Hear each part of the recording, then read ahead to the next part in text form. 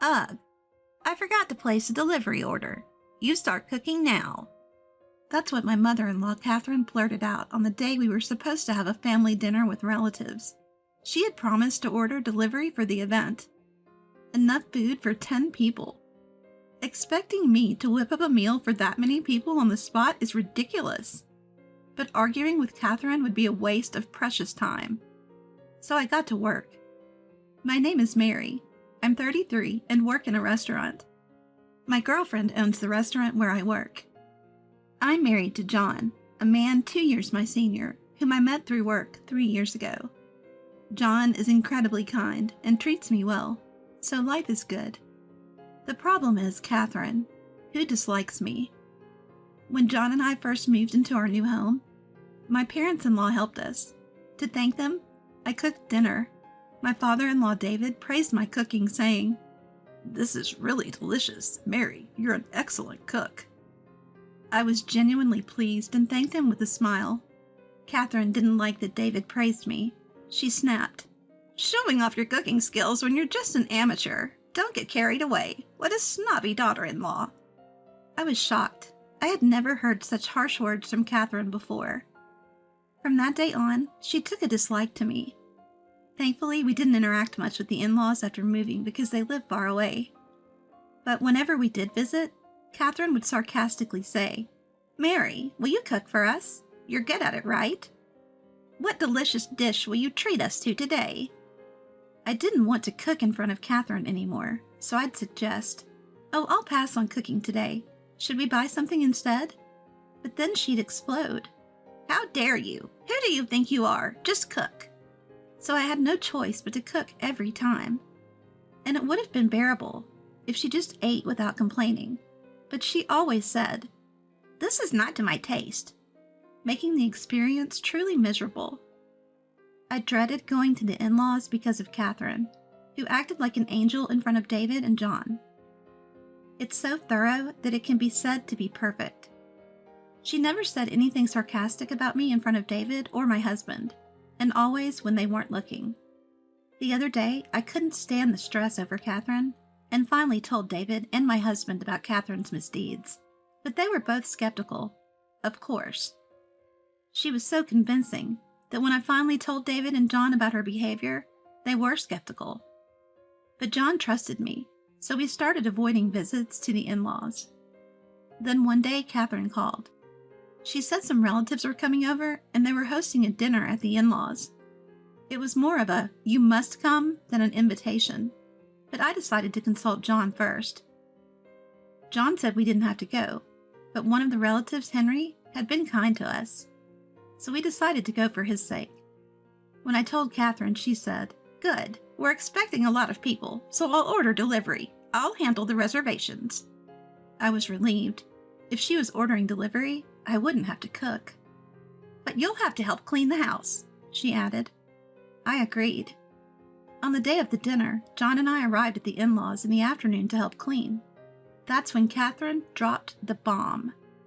"Oh dear, I forgot to place the delivery order. What are we going to do?"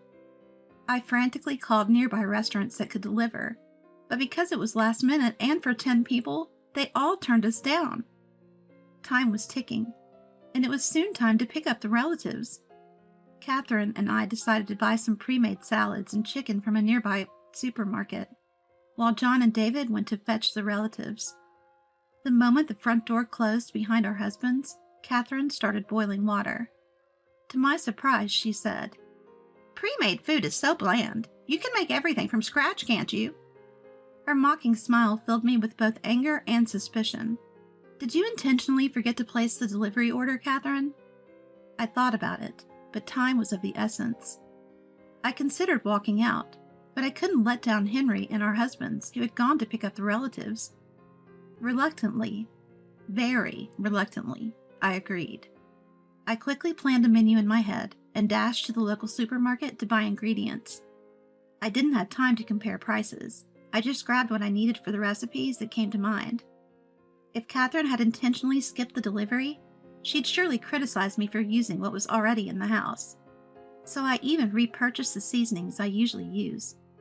When I returned to the in-laws' house, laden with bags, Catherine was leisurely sipping coffee in the living room. My, you've bought a lot. I'm sure you'll make us lots of delicious dishes. What's with that face?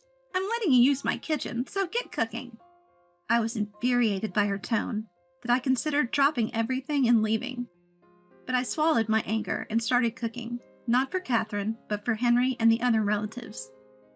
As I hurriedly prepared the meal, Catherine would occasionally come in to criticize my taste, my presentation, and more. When I asked where certain kitchen tools were, she just laughed and didn't tell me.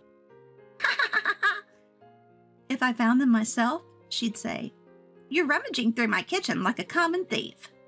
I was furious, but time was running out, so I focused on cooking. Finally, the meal was ready. I looked at the clock. The husbands would be back in less than 10 minutes. I felt a sense of relief, but then Catherine came over to inspect the dishes. "I'm so glad you made it in time. I was worried we wouldn't have anything to offer our guests." She laughed, implying that I was slow and inefficient. I was about to say, "The whole reason we're in this mess is that you didn't order delivery," when she clapped her hands and looked at me with a smile. "Well, you've served your purpose. You can leave now." I was stunned. Not a single word of thanks? And now this? Catherine let out an exaggerated sigh and shook her head as I stood there speechless. "Do you even know what today is? It's a day for our family to gather and eat. It would be strange for you, a daughter-in-law, to be there. You're an outsider. Were you planning to eat with us? How presumptuous." I had a lot to say, but it all vanished.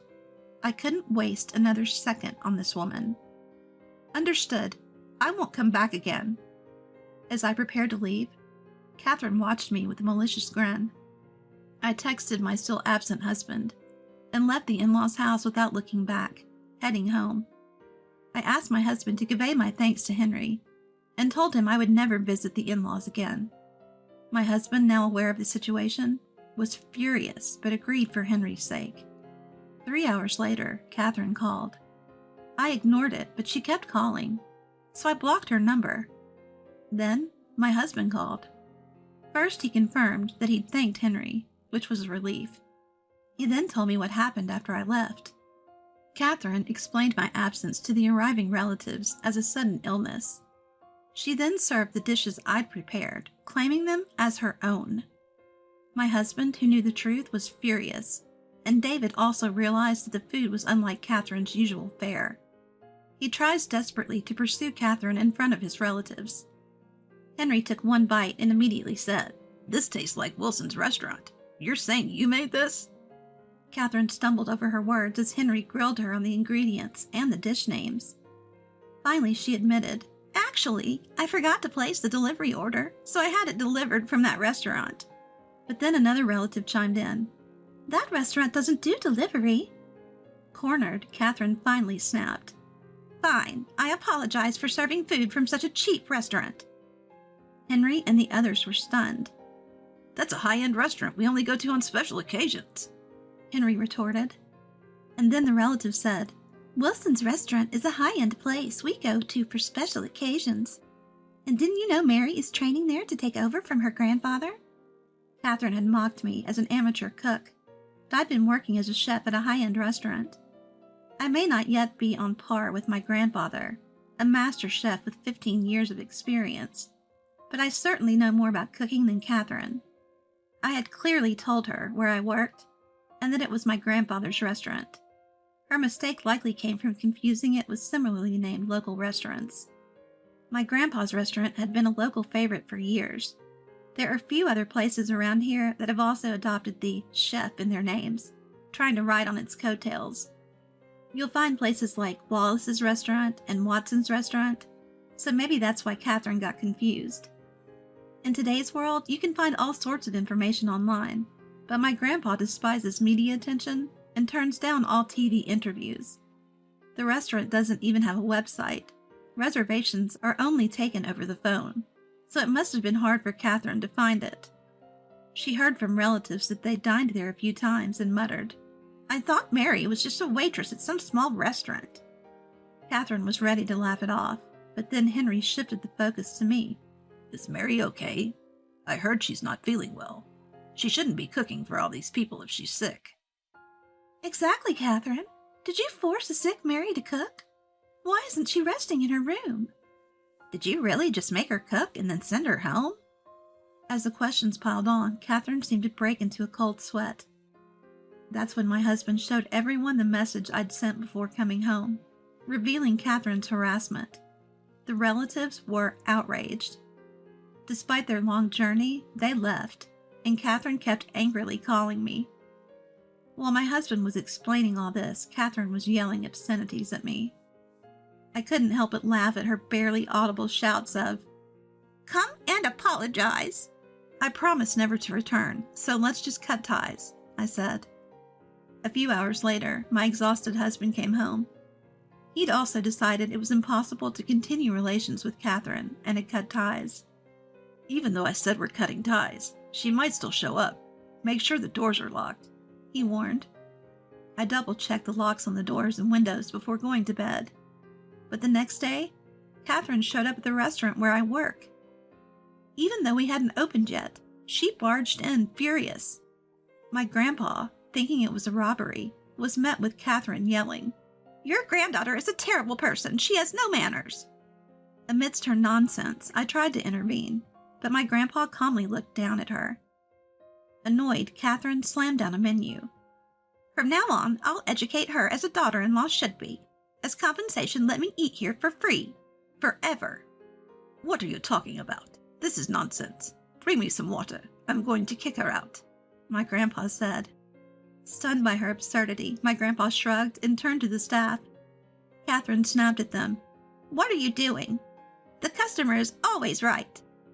"If you claim to be a god, act like one. I'll handle this troublesome person. Mary, go receive the vegetables. They might be waiting," my grandpa instructed me. Just as I was about to head to the back door, Henry appeared. "Good morning. It was noisy and no one was around, so I let myself in," Henry said. Catherine was startled by Henry's sudden appearance and finally quieted down. Henry is actually a farmer and a longtime business partner who delivers produce directly to our restaurant. He also often brings us extra produce that doesn't meet commercial standards. I wanted to be hospitable to Catherine because she's a good relative and an important business partner. Catherine, now alert, started yelling more nonsense about how terrible my grandpa is, but Henry wasn't having it. Angry that his friend of many decades was being insulted, he told Catherine, "You'll never get produce from us again," effectively cutting ties. Catherine shrieked insults at Henry and stormed out of the restaurant. Later on, David and Catherine divorced. She showed no signs of remorse and continued to badmouth me, my grandpa, and even Henry. David had reached his limit and kicked her out. After that, Catherine repeatedly tried to force her way into our home, demanding to live with us. But we had good security measures, so she couldn't get in. We ignored her while alerting the authorities. Eventually she left, perhaps due to neighborhood gossip. Once she stayed until the police arrived, but fled when approached by a burly officer. We haven't seen her since. Now she lives in a cheap apartment and works a part-time job to pay rent. She keeps complaining about how miserable she is, making it hard for her to fit in at work. She's struggling with her new job since she's always been a homemaker, and seems to be under a lot of stress. She's barely making ends meet, and has been asking relatives for money, but everyone is ignoring her. All her voicemails and messages go to my husband's phone, which we've set to block her calls. Life has been peaceful since. 6 months later, I found out I was pregnant. Maybe it's because the stress from Catherine is gone. But my husband David and my family are all thrilled and eagerly awaiting the new addition to our family.